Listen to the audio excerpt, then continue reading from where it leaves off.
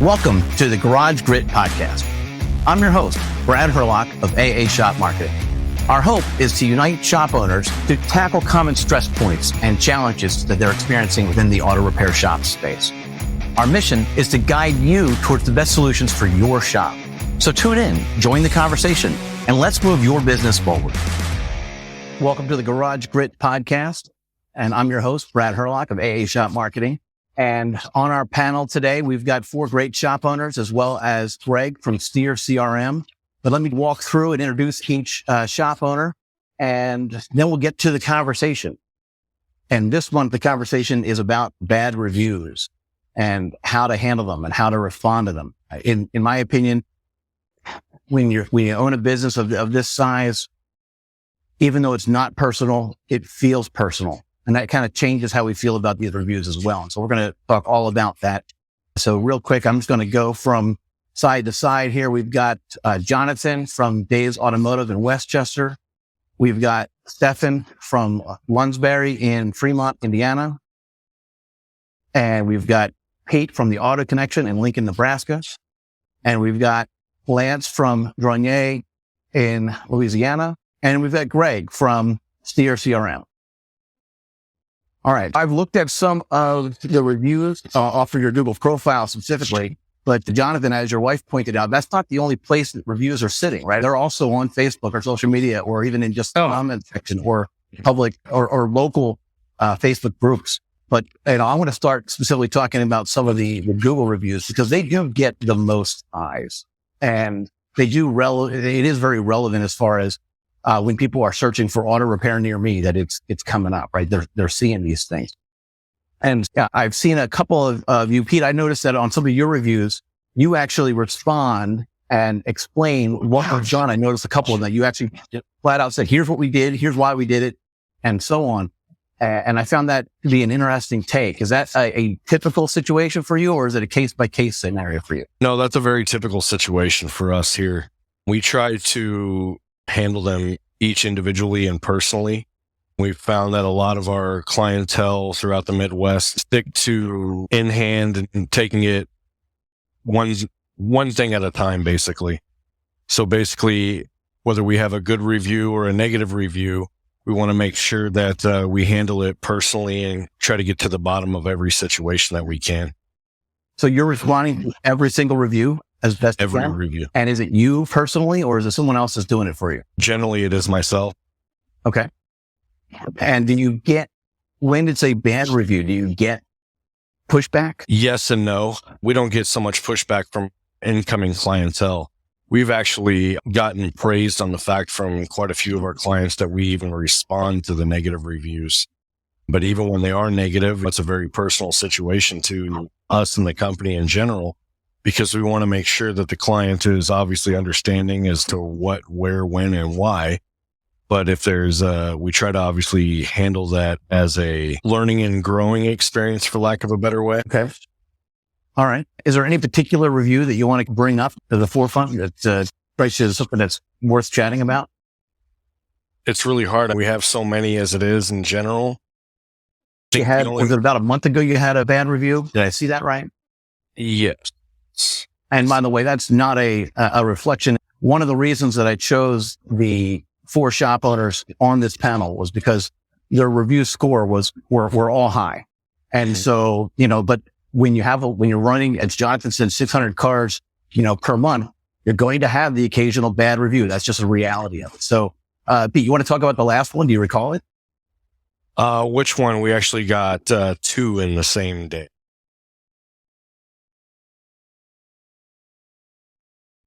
By AAA. Okay. But that is obviously, we love that accreditation and we love the mapping that we get with that to a point. But this one was oddball, off topic. We've actually tried reaching out to her on numerous occasions and have gotten 0 response. Mm-hmm. So it's one of those things that we obviously want to try to rectify the situation in any direction. But there's been no response from that client. Interesting. Okay. All right. What about the rest of you? Do you get cars that are being towed in from other sources like AAA? Oh yeah, we do. We do as well. More likely to get bad reviews from them because they didn't do their due diligence on you beforehand. I don't believe it has. I think here's the thing. Reviews are going to go two ways. You got to look at that review it's all part of what we do. It's all part of the business. And we're in a fallible business. And what I mean by that is there's a lot of things that go wrong with cars. Check engine lights, tire pressure monitor lights. And when the car comes in, how much of that were you responsible for? So that customer's expectations can set up for, and that could be the fault of the salesman, the mechanic. Well, how much of that expectation did you meet? Did you miss on some of that? Were they expecting something, but you didn't expect them to have that done? Maybe they had 3 lights on, you fixed 2, but they wanted the TPMS light, but that wasn't conveyed up front. So there's a lot of moving parts in what we do. So what I try to do is strip down that review, because you never want to sit there and beat your chest and go, hey, look at all my great reviews. I'm great. I like to look at, okay, what did we do wrong? Was it valid? And then how, I think Pete said it best, get a hold of that customer, find out, was there something we can rectify? How do we displease you? And I've had customers write bad reviews and they just won't answer. I'm done. That's it. It's a wrap. I've had other customers where you've had a conversation with and they've removed the reviews because they felt like, hey, I wanted my voice heard. I called and asked for John and he was not available because I'm out buying cars. And maybe they felt they just wanted a minute of their time and that was the best platform. So I look at each one as, okay, 1, were we wrong? 2, even if we weren't wrong, why did they think we were wrong? And how can we make them think or make them feel like we could do something better to gain that customer? And you just got to approach it in that manner. Some people just look, I'm displeased. I'm never coming back. We wrote the review and that's where we stand. But I think Pete does a great job. What he said, try to save that customer, try to go back, find out if you can keep that relationship, especially if it was a good one. And then try to learn from that experience and find out if you were wrong, how we're not going to make that same mistake again. See, I can actually ad-lib. Do you respond to every single review? I'm sorry. Who was about to jump in there? I was, Pete. Go ahead, Pete. So I actually opened that client's ticket that you brought up that negative review on. Okay. So when that vehicle actually came, it was here for a vehicle dying at idle, but they literally, the vehicle would stutter and die. Also with the key on, you can manipulate the wires and cause the fuel pump to prime, but most likely this issue would cause the vehicle to be a hard start or no start. There was nothing in regards to a transmission issue that she had on here. You got lucky for a little bit of time. Yeah, we actually put an ignition module in it because it had hot spots on the board. Okay. So Pete responds to every single review on regardless of the framework. Lance, how about you? Do you respond to every single review or just certain one? I try to. I like Jonathan said, every review is a learning curve for us. Good reviews, we love them. We tell them thank you. We appreciate their business. Bad reviews, there's typically 3 of them that you're going to get. One is the guy who you have no clue who he is. And unfortunately, that happens more often than you think. Just somebody driving around town.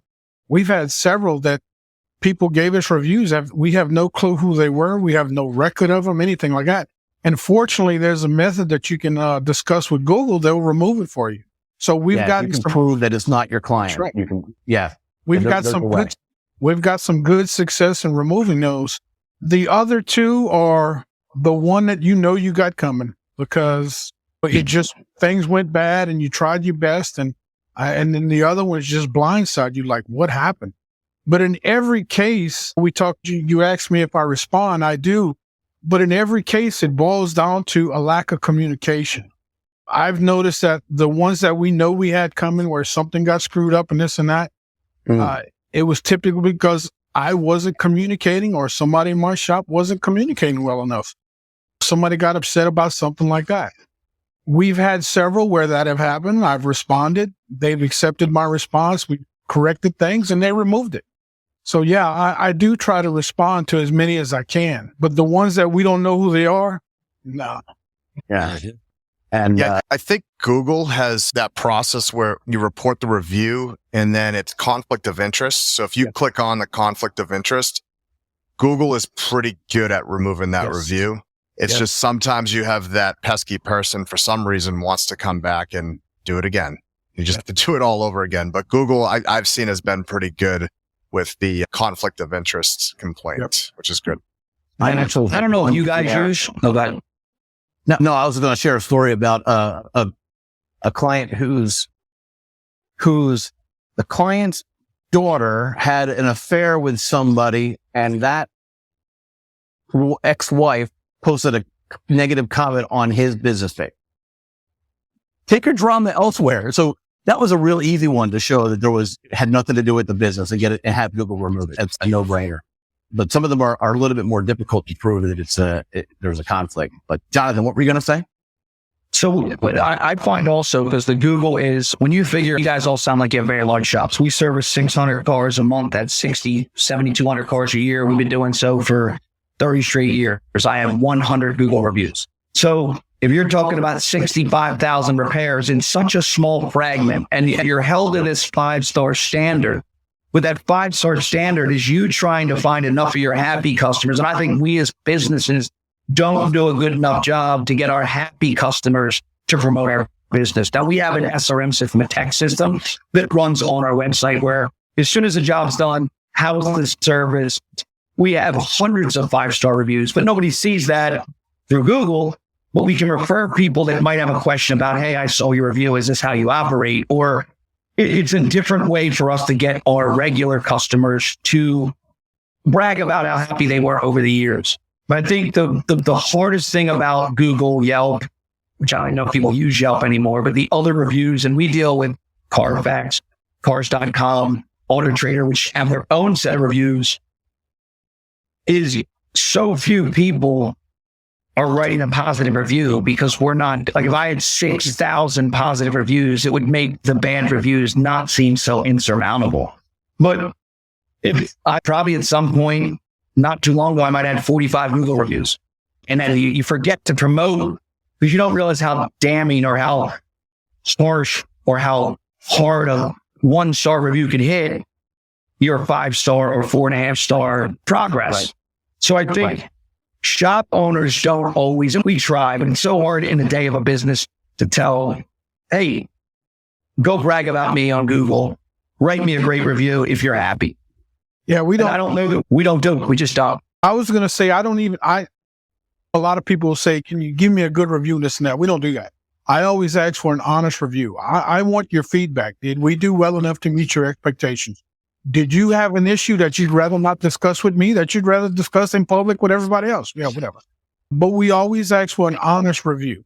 They're great learning opportunities. Most of them turn out pretty well. The one thing I will say, I recommend to people that they ask whether or not have we earned a 5-star review? Yeah. Because again, it's an honesty piece. We're not looking for fake. We're looking for did we earn it? That's right. So, was that Pete? They were going I'm sure you guys have in yet. And Stephan, I wanted to get to you real quick, Stephan, because you shared a story with me the other day about how, and I made a comment at your open about how even when they're not personal, these things are personal because this is our business. Right? And as Jonathan just said, you're just battling to keep it as high as you can. But you had a story where it was actually somebody who was personal. And so why don't you share that real quick with us? Yeah. So this customer's been a long time customer, and I used to have the mindset, say, everything that we can get our hands on to get in the door. That was part of our strategic quick growth. So he had these antique truck, all like, I remember what they're called, like the Chevy Top Kick type truck, but they're all from like the 70s and 80s, all oddball things. We always bent over backwards for this guy, put on his own parts, which don't put on custom supplied parts, but we bent the rules for this guy. Always been over backwards for him. And one day he just had enough with us for whatever reason. And he started blasting me on every stinking platform there was out there. Better Business Bureau, Yelp, Google, and name dropping me, like throwing my name out there. And there was a piece of brake hardware, like a $3 piece of brake hardware that fell off. And I refunded him all his money from the brake job, all his money from, I don't remember what the previous job was. I'd have to get in and look. But I refunded him on 2 of his most recent jobs just to try to appease him. And he still blasted me everywhere. So I wound up blocking him on our social media platforms. because he wouldn't keep his mouth shut.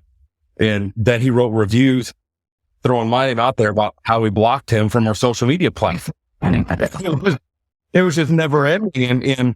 And this guy had my personal cell phone, and we'd talked many times after hours. And when he started blowing us up, it was 7:30 at night when I'm with my family on the couch trying to have a good time. And it was very frustrating. And how do you not take it personal when they're literally name dropping your name as the business owner? And Stephan is there. He won't do anything for me. And he refunded me my money, but he won't fix the part that he didn't, that is his technician that doesn't even work there anymore, that he's blaming it all. He won't fix the part that's broke. And it's no, because I fired you. You react this way, I'm not going to serve you anymore as a customer. I think we've all had those customers that we've had to say, all right, you're fired. And it was just a point. So it wasn't good enough that I refunded him $90. And it wasn't good enough that I apologized. It wasn't good enough that I talked to him while I had my 4 kids sitting on my lap on the couch. And it was probably the most frustrating 1-star review I've had. The other ones, we all take them personal. I've had them where they keep me up at night just because we pour our life and our souls into these businesses, and to get negative feedback, even though that's how we grow and we learn. It's still hard to receive. Not as much now as it was back then, because I've had to condition myself to that. But that one, about every form you guys were mentioning, he blew us up on. And it wouldn't take any of it back. I have a quick question for you. Now, how long was this customer visiting your shop? This is about 3 years. 3 years. Okay. Did you have those red flags going up right from day one? Oh, yeah. Absolutely. Okay. Yeah. Yep. So now you're probably divorcing customers a lot quicker. So it's a learning experience, right? Unfortunately, it's a learning experience. And I'm sure, obviously, you're on this podcast, you have great reviews. Me as a consumer, like, as long as there's way more better reviews that are glowing, as opposed to this one customer, customers can see through that stuff sometimes. So I know it's hard not to take it personal, but you have all these other great reviews out there. Focus on those customers that love you. And that's what it eventually boiled down to. And plus, I've got a really strong team that works for me. They really enjoy working for me. So when they started seeing all this going on, they all stood up for me. Good. For the business. And yeah, we've got 534 reviews just on my big store. My smaller store has 300 something. Yep. And there's 16 1-stars. And almost every one of those 1-stars, I know exactly why. And I apologize for it. I called the customer up, said, hey, we've been growing really quick and we've got a lot of growing pains we're working through. But I rest assured that this issue has been addressed, and most of them understand, but do they take the review down? No. I've had probably 5 that have taken reviews down. The others just leave them. Right. And a lot of it's just, and I think it was Lance was saying that a lot of it, or maybe it was Pete, I can't remember. A lot of it's just miscommunication. Our team did not make the process efficiently with the customer. And then customer comes pick up the vehicle, doesn't let us know that they're upset until, bam, you get that 5-star review at 9:30 at night when you're late. Use it as a learning experience. The biggest issue is that when it's the most recent review, it's the one that's at the top of the heap. Right. That's a frustrating point. That add to the whole angst of it. Do you guys have any kind of strategies or plans to try, like when you get that 1-star review? So we've all agreed that we're replying to, actually, let me back up. Are we all replying to all reviews, or just we're replying to the bad reviews and sometimes the good ones, or we're replying to all of them? We do all of them. We try to do all of them. And Jonathan, you do all of them as well? How many reviews do you think you answer? Probably. Very small percentage. Okay. All right. And when we do get that bad review at the top, do you guys have a plan in place to hurry it and try to get some other good ones real quick? Or you just, time will heal it? I just ride it. At that point, I just ride it out, because I think he made a good point. If you're going on and I mean, I buy things all the time. If I'm buying a TV set, you're going to read 5 reviews. It's the law of averages. If you take the 5-star and the 1-star and you average together, that's a 4. You just look at 5 reviews, and if 4 people say these guys did great, then I would look at that as, okay, this person wasn't satisfied, maybe this. But overall, he's got 300 reviews. I got 100 reviews. Overall, if you look at that scope, and I would probably take the 5 most recent. And I'm going to draw my own conclusion from what I'm reading. I think people generally that look for reviews or read reviews want to read more than just a bad review, because they want to draw their own synopsis on, hey, that guy. And then if you can pull them in from there and then you can make them satisfied, that 1-star review in their mind, once they've been satisfied, was complete bullcrap. So if you can gain that customer and the other positive reviews bring them in, then it's up to you to make sure it's not going to be a 1-star review. I mean, it's our job in the end to make sure that customer that found you on Google comes in, leaves satisfied. So it's not a repeat process of how do we, we wouldn't all be here if it was a repeat process of I screwed up. It's doing enough good work that the times we fail don't make us look like we're not competent. And putting good work on the street, doing the right thing is always going to work itself out. Well, and we touched a little bit on the ones that it's not a matter of you doing a bad job. It's a matter of being the person being somewhat seemingly unbalanced or just out to complain, or just that's just their personality. They're looking for that, right? It might even be it may have actually been a customer, but they're the impossible to please customer. And you actually did everything by the book, and we still have those. That's what I was talking about, is exactly what you were saying. He was just impossible to please. And he's been a shop hopper. He's been to about every shop in town that would work on anything bigger than a 1-ton truck. Oh, that's interesting. He just trashes them. He goes through and trashes them. To answer your question, like when we get a low review, not even a 1-star, even if it's like a 2 or 3 star, we don't really push to get it buried. I like to take ownership of what happened and write in that response of, hey, this is the situation. Yeah, we failed on our end. We dropped the ball and we apologize. And whatever the situation was, I'll give a real brief description of what the situation was and what happened. And if customers truly look at reviews and look at the responses, I feel that most of them that have a decent brain and have some knowledge, they can sit there and decipher whether or not that 1-star review was a legit 1-star review, or was it just a complete misunderstanding? And hey, that business took ownership of it. And I'll leave my cell phone number and say, hey, if you really feel that concerned about this, call my cell phone number anytime and we'll talk about it. See, and as a consumer, one of the things that I do is I actually look to the bad reviews because I want to see how the business responded to it, because I recognize that stuff happens sometimes and I want to see how it's owned up to. So that makes complete sense. We were helping a client the other day, and it was, I'm going to be careful on how I share the story. But basically, the person that posted, they said, I love these guys. They were great. I'm giving 4 stars because only moms give 5 stars. I'll take They it. were like, what? And so my team was still talking about how to reply to him, and someone chimed in, tell him that his mom gave us 5 stars and no, we're going to stop there. We're not going to do that one. But it was a scenario where, like, how do you do that? Because actually that brings down the rating. It was a positive review, but it brings down the rating. Do you have any fun stories just in those realms that you guys want to share? Pete, you have a fun one? A fun one? Yeah. One that was just like interesting story. Negative?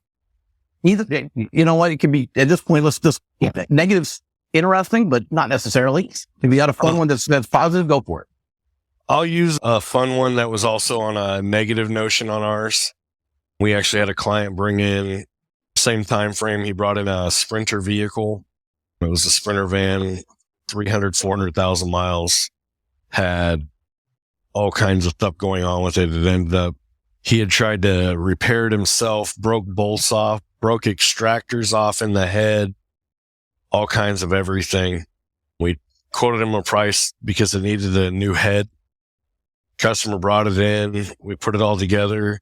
And man, from day one, this guy had 9 months before that had given us a 5-star review because he brought us a alternator that was diagnosed at a shop 2 blocks from us, put it in for half the price of what they told him. And then he brought in his own refurbished cylinder head from another shop here locally. And oh my God, man, it has been years of dealing with this guy. And he is a super nice guy, but oh my God, there's a language barrier, to say the least. And it's always like I said, super nice guy, fun to deal with, but he never understands when you give him a price that this is what it is. If you ever have things that this comes up, he turns around and why is it more? And even if we give it to him and we came in less than what we quoted him, it's always a battle.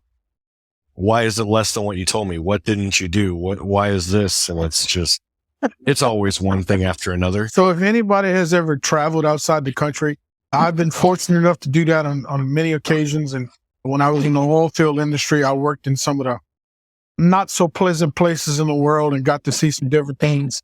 And they love to haggle everywhere but here. We tend to give a price and we stick to that price or whatever. That's not how it is abroad.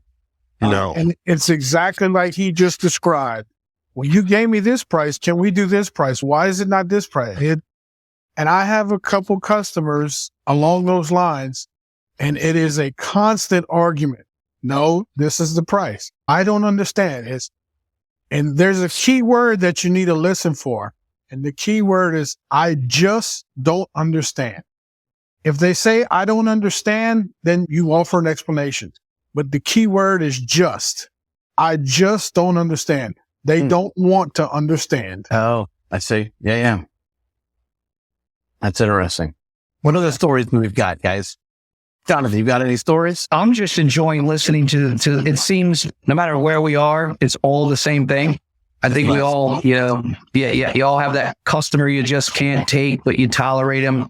You have that guy that always wants to bring his own parts, which I think that's amazing that you don't do that. We still, this day, will install people's parts. They'll bring you a lift kit and they order it on Amazon, and then it's on your lift and you're like, well, you got me the wrong parts and I have to charge you because now you're tying up my lift. And they're like, it's going to take 3 days to get the parts. It's like I said, it's a tough industry because the expectation is very high. Listening to you guys makes me feel good that I'm not the only one, because we all experience on a day-to-day basis, bargaining prices, giving discounts, not enough discount. Can I bring my own parts? The parts, it's the same wherever we are. It's really unique to, sit in and listen to everybody chime into what we probably all experience every day. The repair shop has an uphill battle right when that customer walks through the door, because it is a grudge buy. I had a customer tell me that one time that repair work's a grudge buy. No one's excited to come in and have to spend $600 on brakes. So You have to be their superhero somehow. And it all comes down to customer experience. That's what I always tell a lot of my customers. I'm like, you can have the best software in the world, but if you don't communicate, what you guys are talking about a lot is about communication. That's where some of these negative reviews come through. But what is that customer experience when they come in? Do you have like a nice room? Is there someone really nice there greeting them? Are you doing like a nice digital inspection report? All this stuff plays into that customer experience, I think leads to a good review. But yeah, at the end of the day, I think these customers are going to be kind of difficult right off the bat, just because, again, they're not coming in really too excited to get their brakes replaced or get that oil change or whatever repair it is. So let's say I got a weird story for you. I love it. October, I'll use that for an exact example. So my father got put into the hospital. He had to have a surgery. And while he was doing that, I actually put him into a rehabilitation center. So I was in and out for about 2.5 weeks. And then the day that they put him into the rehabilitation center, 11 hours later, he died.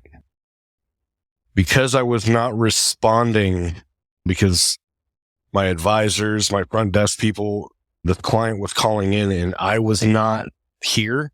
He actually wrote a bad review because he wasn't getting communication. His vehicle hadn't even been here.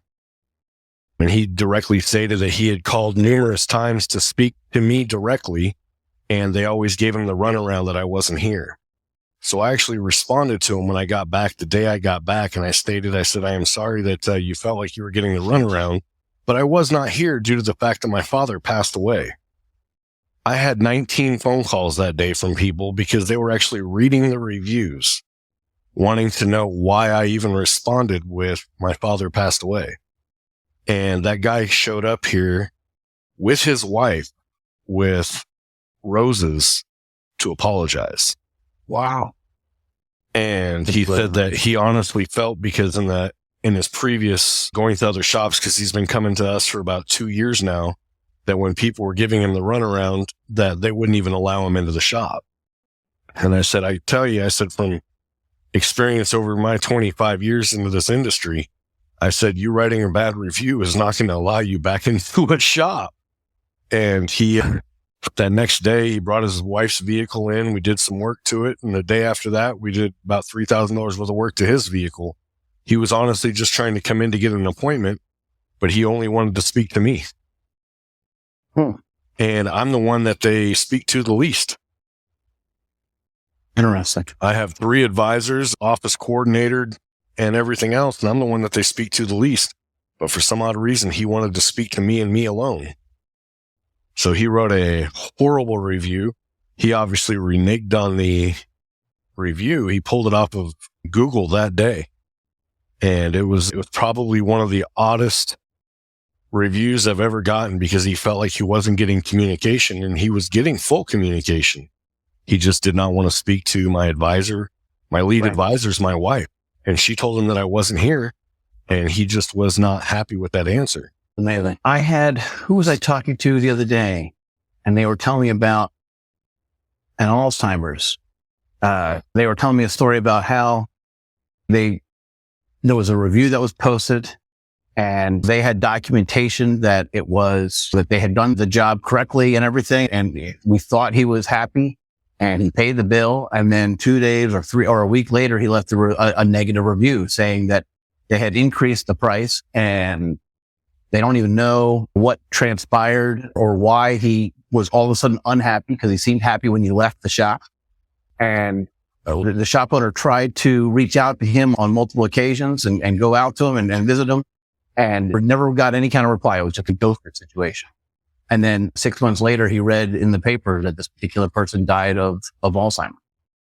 And so it was, you're not changing that review at that point, right? But it was interesting that it's momentary, right? It's when they leave a review, a particularly bad review, they actually might be a regular person with just different things going on in their lives, right? With their timing and whatnot. So that's something. But Pete, you said something in there that you don't allow, if someone gives a bad review, you don't let them continue to be a customer.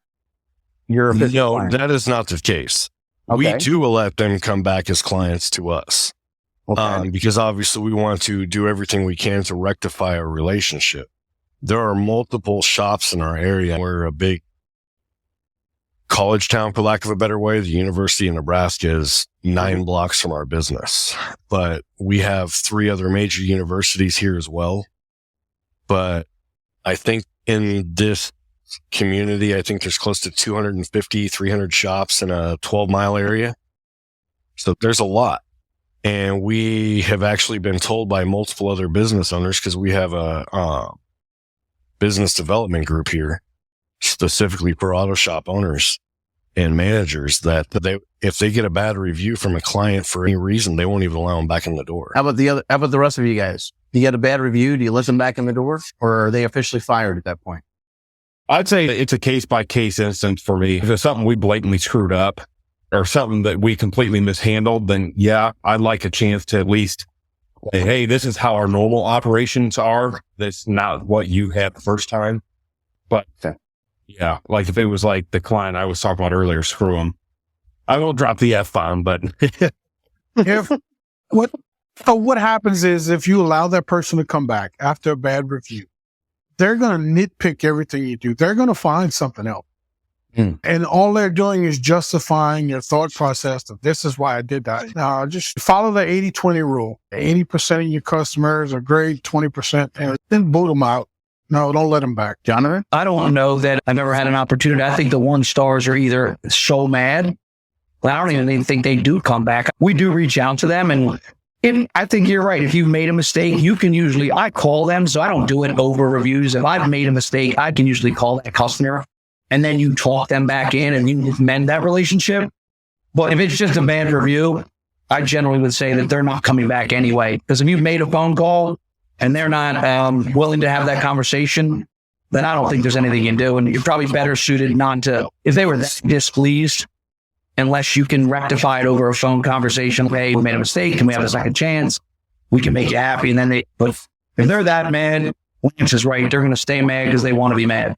That's right. And that's where the benefit of responding to the review publicly actually have value, you're not saving that relationship. They're not, even if they do want to come back, you're not letting them in because, or whatever the case might be. But by you letting the rest of the world know who's also reading that review, you are reaching out for them.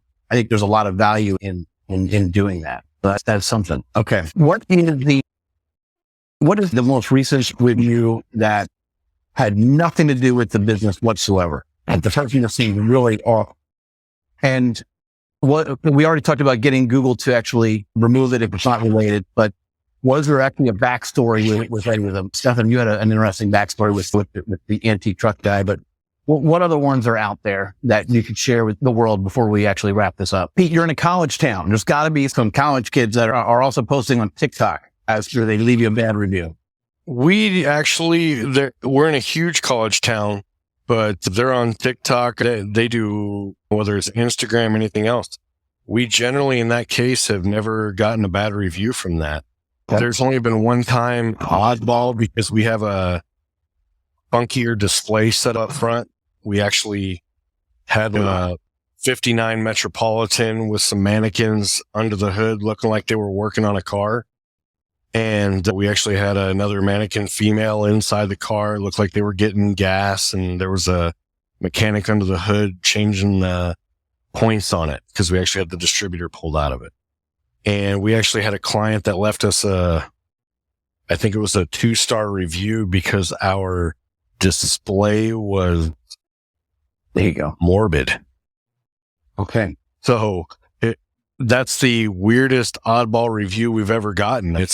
Generally, it's pretty much on point to the fact of what they have going on, unless they leave no review of any kind.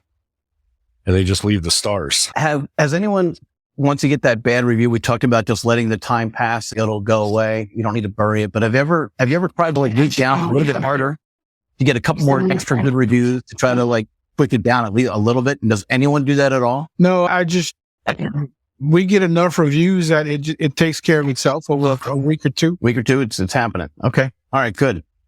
Okay. Is there any other thoughts that you guys want to chat about in regards to, we talked a little bit about the bad reviews. We've touched a little bit on better reviews, but is there any other chats that we want to talk about when it comes to reviews in general before we wrap this up? I do have one thing. Please. I'd like Uber. Uber had a problem with bad reviews and what we're discussing and stuff. So Uber came up with a customer rating. Basically, they gave each and every customer their own review.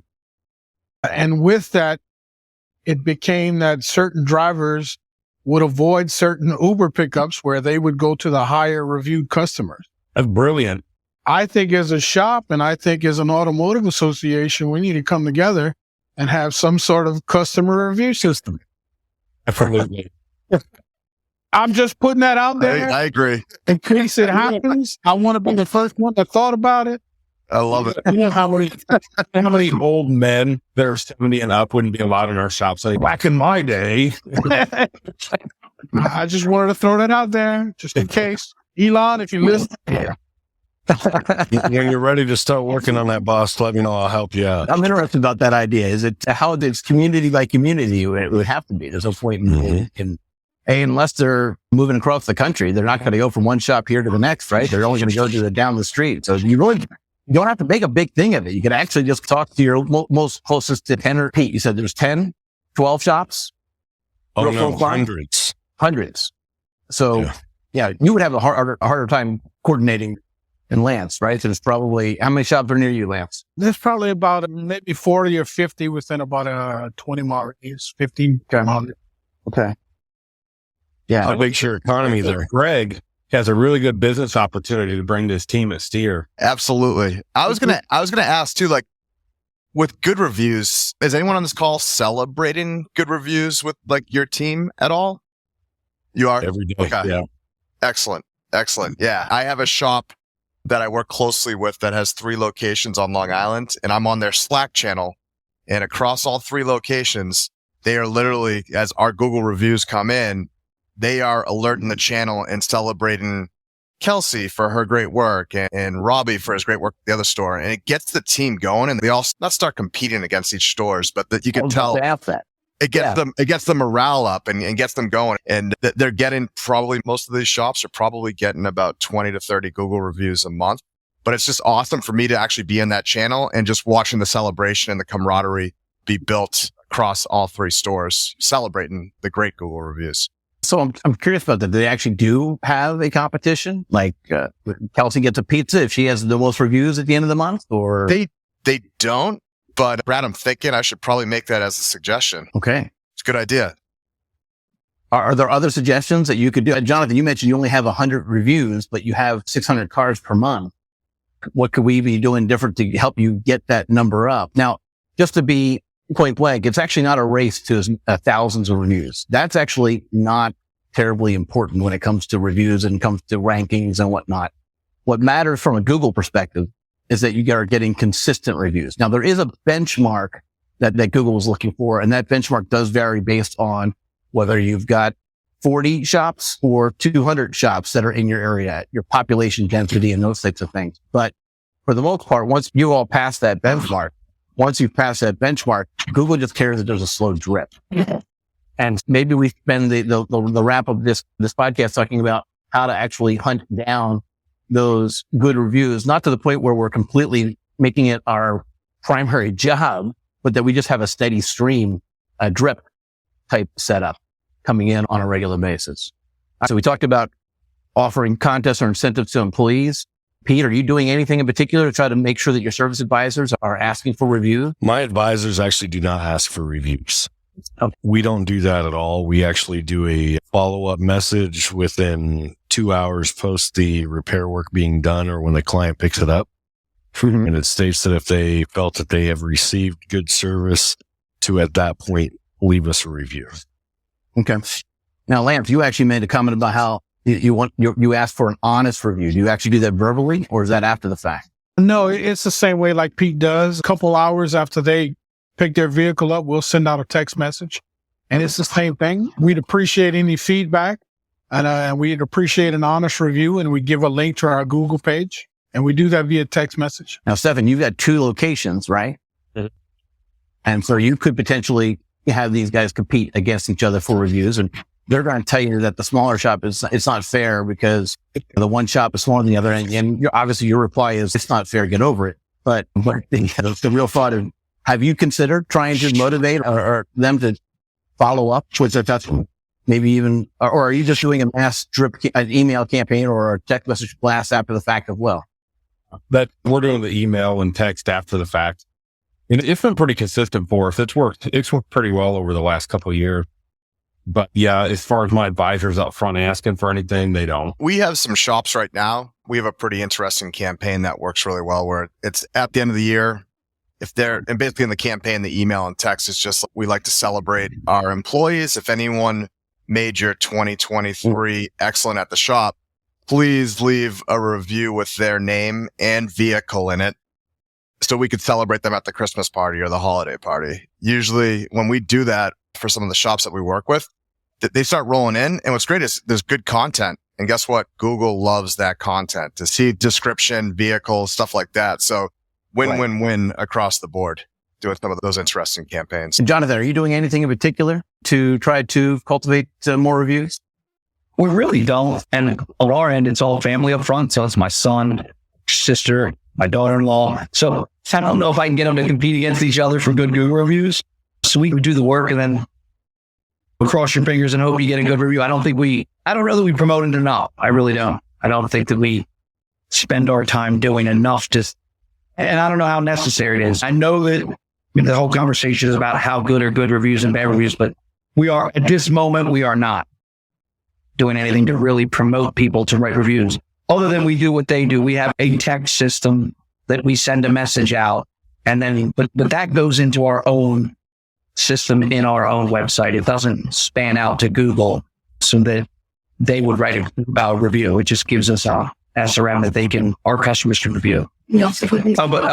And I didn't know this. We also have this. My sister just handed that to me. Okay. And that's my used car dealership, but we do that for Dare as well, and we leave those up front. And that's an easy way, by the way, if you have that card handy, to allow your service advisors just to ask for the review right there at the shop. Now, from a consumer perspective, I get that message every time I take my car in for oil change or maintenance or whatever the case is. And I don't know that there's a solution for this because you're sending it out to everybody, but I've already left them a review. I'm not going to leave them another Google review. I've already left them one. So so I find that to be pretty interesting. And I've already given him a 5-star. So the only thing, you can only go down from here. Don't remind me. So I don't know if that's a thing, but Gregg, I think Steer actually has a setup where, if I understand it, where you first ask, and then if it's positive, then you ask for the Google. Is that how it goes? Yeah. Yeah. So, and we could do it a bunch of different ways. Like we have customers that have something called a can text. So they'll just, if they know the customer had a good experience, they're like happy at the shop, you could just send them a text right from Steer and it'll go to that customer while they're standing there to leave the review. But typically what I've seen, what's worked really well is to do a check-in 2 days later after they've driven the vehicle around to just check in, like a pulse check, like, how's your vehicle? Don't ask for anything just yet.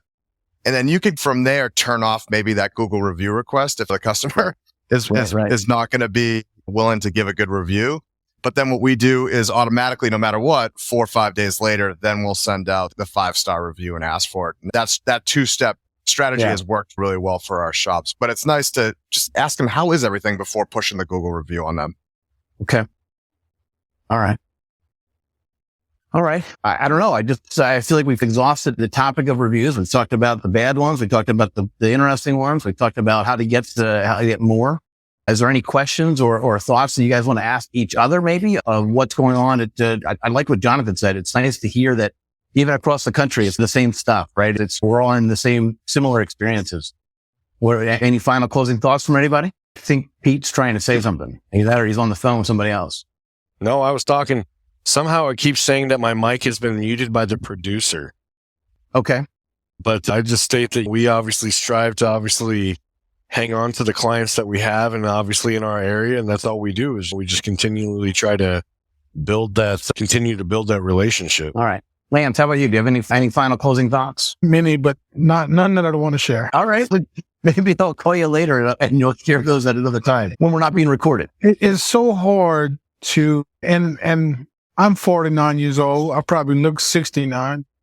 It's just getting harder and harder for us to maintain the customer's attention. Everybody's they have a 3-second attention span. It's the instant gratification. It's just, I often wonder how our industry is going to evolve on things like that. I don't think that people want customer service as much as they just want. I don't know. The industry, everything is changing so fast. You think their expectations are just high, or like when you say they don't want customer service, they just want, are you talking about like a concierge type thing? They just want everything, or what are you trying to? Yeah. And I think they get that from social media. You see all these influencers doing things and having all these extravagant things. I think somebody had mentioned earlier about what we are as an industry, about they have high expectations. I don't think that's correct. I think they have unrealistic expectations of what you can and can't do within their means. Yeah. They want to spend $200 on a head, replace heads or something like that. I don't know. It's just, I'm getting to be that grumpy old man. I'm sorry. In this industry, it's easy to be a grumpy old man. Yeah. Even 6 years ago when I was in the tech client industry. So 6 years ago or 8 years ago now, I got back on the automotive side, and you could pick up a used engine for $300 or $400 and have it installed for a couple grand. Now, even a used engine, you're spending $4,000 or $5,000 our cost on an engine. Yep. Let alone trying to sell it to a customer for $8,000 or $9,000. That's right. And then telling them, hey, it's used. You really don't know what you're getting. It could be just as crappy as the engine we just pulled out. Dealing with the customer's expectations of coming in and an engine put in their car for $3,000, $2,000. It sucks when you have to come up and tell us it's going to be 10 grand. Anyway, that's becoming the everyday usual for us because they don't build engines the way they used to build them.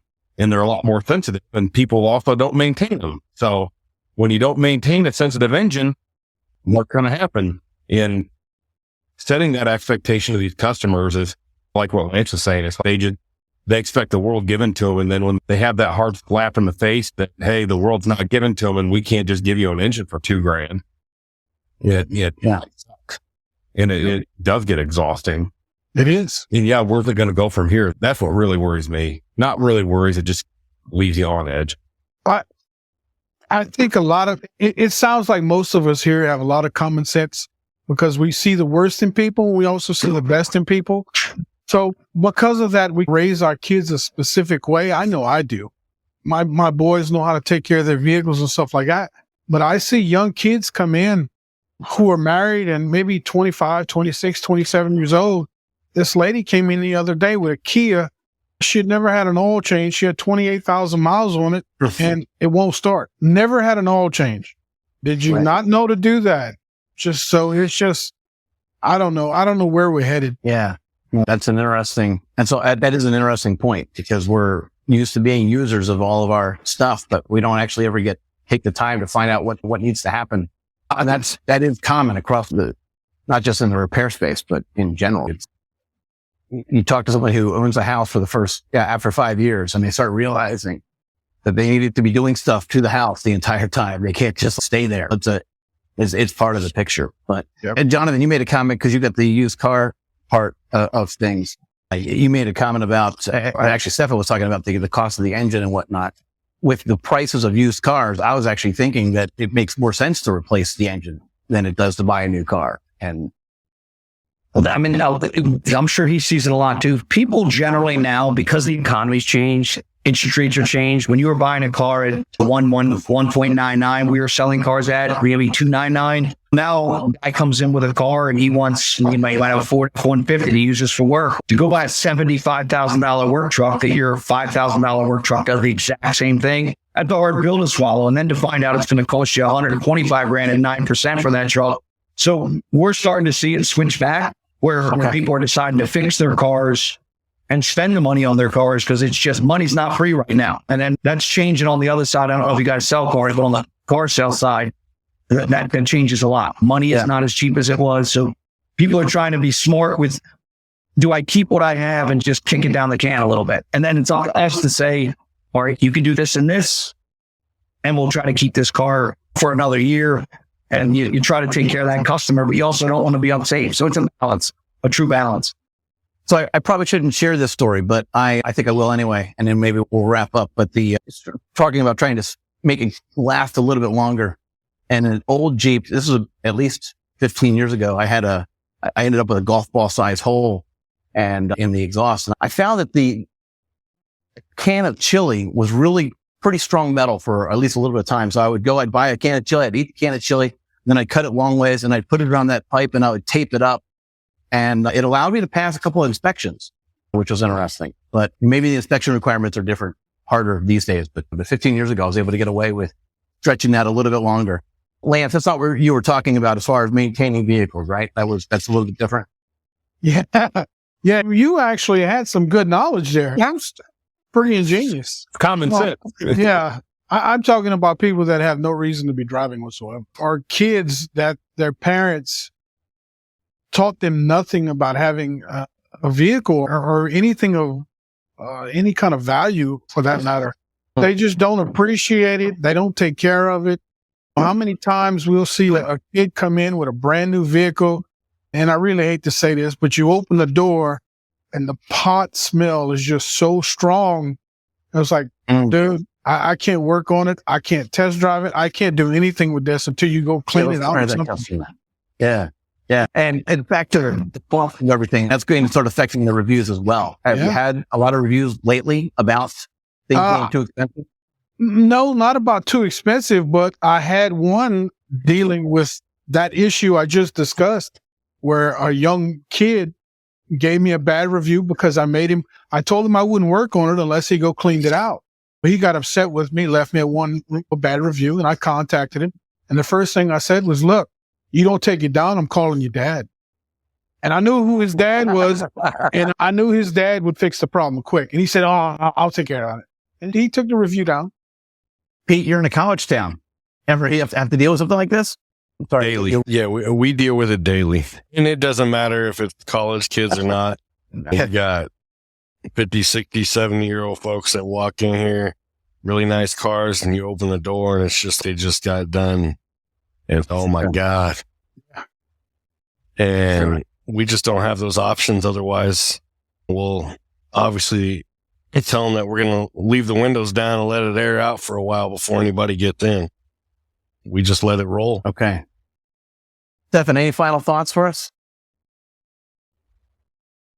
Oh, I guess on the review and anybody out there listening, just don't let it keep you up at night. They're just reviews. They're just people's opinions. And yet at the end of the day, multiple business owners are bigger and better than what those negative reviews are. And just be honest with your customers, be honest with yourself and move on.